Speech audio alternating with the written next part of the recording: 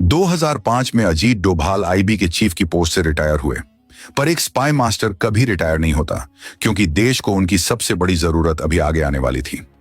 वक्त का पहिया घूमा और 2014 में जब नरेंद्र मोदी प्रधानमंत्री बने तो उन्होंने अपना सबसे बड़ा दांव खेला और 30 मई 2014 को अजीत डोभाल को भारत का 5वां नेशनल सिक्योरिटी एडवाइजर यानी एनएसए नियुक्त किया। एनएसए बनते ही उनका पहला मिशन था इराक के तिक्रित में आईएसआईएस के कब्जे से 46 भारतीय नर्सेस को सुरक्षित वापस निकालना।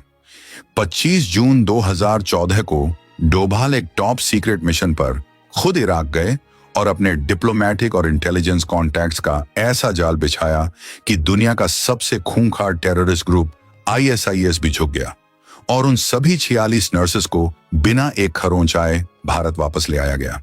इसके बाद 2015 में मणिपुर में एक एम्बुश में जब हमारे 18 डोगरा रेजिमेंट के जवान शहीद हुए तो डोभाल ने इसे बर्दाश्त नहीं किया। उन्होंने ऑपरेशन हॉट परसूट का प्लान बनाया। इंडियन आर्मी के 21 पैरा स्पेशल फोर्सेस ने म्यांमार के अंदर घुसकर एनएससीएन के कैंप्स को पूरी तरह से तबाह कर दिया और 40 मिनट में मिशन खत्म करके 38 आतंकवादियों को मारकर वापस आ गए।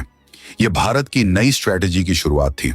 उन्होंने दुनिया को एक नया कॉन्सेप्ट दिया जिसे डोवाल डॉक्ट्रिन कहा जाता है। उनका मानना था कि हम कब तक सिर्फ डिफेंसिव रहकर मार खाते रहेंगे। उन्होंने डिफेंसिव ऑफेंस की आक्रामक नीति अपनाई, जिसका सीधा मतलब था कि हम दुश्मन के घर में घुसकर उसकी कमजोरियों पर ऐसा वार करेंगे कि वह दोबारा उठ नहीं पाएगा। 2014 में उन्होंने खुलेआम पाकिस्तान को ललकारते हुए कहा था कि अगर तुमने एक और मुंबई जैसा अटैक किया तो तुम बलूचिस्तान हमेशा के लिए खो दोगे। उनका विजन बिल्कुल क्लियर है कि नेशनहुड एक परपेचुअल स्ट्रगल है और हमें अपने दुश्मनों को उसी की भाषा में जवाब देना होगा। 2016 की उरी सर्जिकल स्ट्राइक और 2019 की बालाकोट एयर स्ट्राइक इसी ऑफेंसिव डिफेंस का सीधा नतीजा थी। हाल ही में युवा लीडर्स को संबोधित करते हुए उन्होंने कहा कि बदला एक बहुत बड़ा फोर्स होता है और हमें अपने इतिहास का बदला लेकर भारत को एक अजेय राष्ट्र बनाना होगा। आज अजीत डोभाल अपने तीसरे लगातार टर्म में एनएसए की कुर्सी पर विराजमान हैं और उनकी वजह से ही भारत का दुश्मन आज हमारी तरफ आंख उठाने से पहले 1000 बार सोचता है। तो यह थी कहानी उस असली स्पाई मास्टर की जो खामोशी और परछाई में रहकर अपने देश की ढाल और तलवार दोनों बना हुआ है। एक ऐसा इंसान जिसने अपनी पूरी जिंदगी मौत के साए में गुजार दी ताकि हम और आप चैन की नींद सो सकें।